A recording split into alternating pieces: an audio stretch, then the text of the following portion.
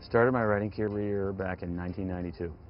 Failed to get into the Marine Corps due to some head injuries I had as a kid.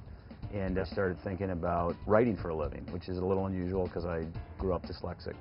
Never got better than a C in an English class in high school or college. Never thought I'd be a writer.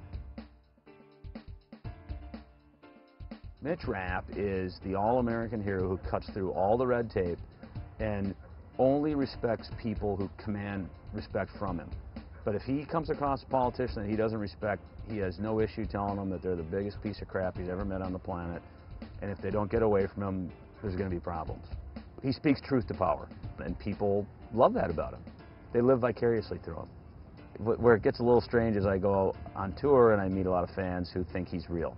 I will have people at book signings that will say to me, they'll call me Mitch out of confusion. I'm not Mitch Rapp. He's not real. I write fiction based on a lot of fact. Protect and Defend, the new book, it was one of the most difficult for me to research because it's about Iran.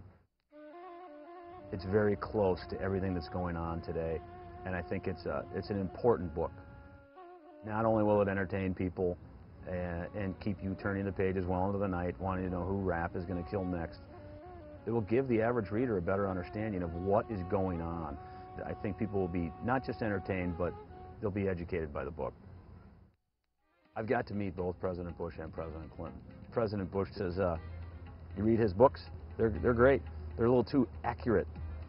And then he looks at me and he says, where do you get your information?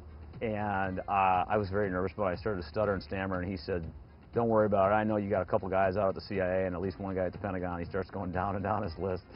I spend 6 months out of the year locking myself in a room day after day after day, trying to put myself in the mind of a terrorist. If I was a terrorist, how would I do this? Where would I strike? How would I carry it out? I've spent 15 years now focusing on Islamic radical fundamentalism, and along the road I've developed a lot of good contacts, and I've come to understand the enemy quite well.